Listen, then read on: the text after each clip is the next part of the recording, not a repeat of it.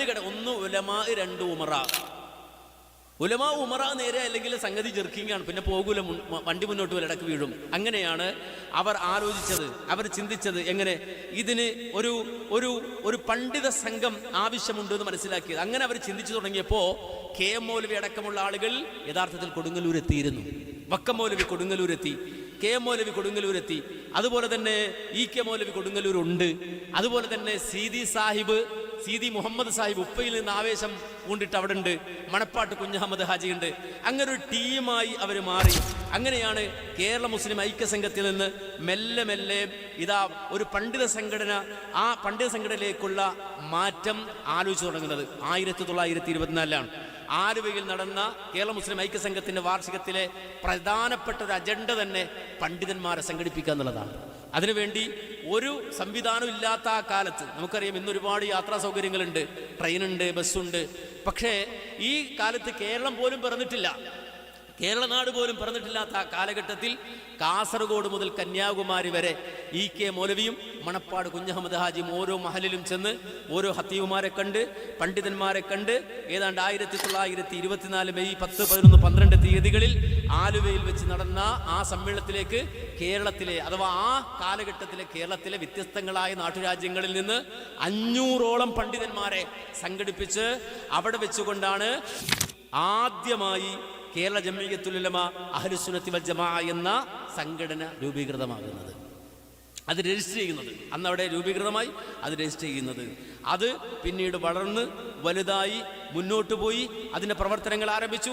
അന്ന് എല്ലാ പണ്ഡിതന്മാരും ഇവിടെ ഉണ്ട്, എല്ലാ പണ്ഡിതന്മാരും, അന്നത്തെ ബാക്കവിമാരും അന്നത്തെ മുസ്ലിയാക്കന്മാരും ഒക്കെ ഒറ്റ സംഘടനയിലാണ്. നമ്മളെല്ലാവരും ഒറ്റ സംഘടനയാണ്, വേർപിരിഞ്ഞു പോയിട്ടില്ല.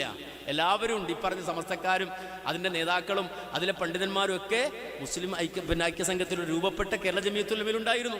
പക്ഷെ മുന്നോട്ട് പോയപ്പോൾ അവർക്ക് മനസ്സിലായി, ഈ രൂപത്തിൽ മുന്നോട്ട് പോയി കഴിഞ്ഞാൽ നമ്മെ സംബന്ധിച്ചിടത്തോളം നമുക്ക് രക്ഷയുണ്ടാവില്ല എന്ന് മനസ്സിലാക്കിയത്. അങ്ങനെയാണ് അവരെ സംബന്ധിച്ചിടത്തോളം അവിടെ നിന്ന് വേർപിരിഞ്ഞു പോയി പുതിയ ഒരു സംഘടന രൂപീകരിച്ചത്. ഏത് കേരള ജംഇയ്യത്തുൽ ഉലമ ഉണ്ടായി, അത് രജിസ്റ്റർ ചെയ്ത് പിന്നീട് ഇവർ മനസ്സിലാക്കി ഇങ്ങനെ പോയാൽ പറ്റില്ല എന്ന് മനസ്സിലാക്കി അവരെ സംബന്ധിച്ചിടത്തോളം ഞങ്ങൾക്ക് മൗലൂദ് വേണം, ഞങ്ങൾക്ക് തരീക്കത്തുകൾ, ഷാദുലി തരീക്കത്ത് വേണം, നക്ഷബന്ദിയ തരീക്കത്ത് വേണം, അതുപോലെ തന്നെ ഞങ്ങൾക്ക് പിന്നെ തൽക്കീൻ ചെല്ലണം, ഞങ്ങൾക്ക് പിന്നെ മരിച്ചിടത്ത് ഖുർആൻ ഓതി അങ്ങനെ ഓദിക്കണം, ഇങ്ങനെ കുറേ ആവശ്യങ്ങൾ പറഞ്ഞിട്ട് യഥാർത്ഥത്തിൽ ഈ സംഘടന പിന്നെയും 2 കൊല്ലങ്ങൾക്ക് ശേഷം പിളർന്നുപോയി, കേരള ജംഇയ്യത്തുൽ ഉലമയിൽ നിന്ന് പിളർന്നുപോയി രൂപപ്പെട്ടതാണ് യഥാർത്ഥത്തിൽ സമസ്ത കേരള ജംഇയ്യത്തുൽ ഉലമ എന്ന് പറയുന്ന സംഘടന.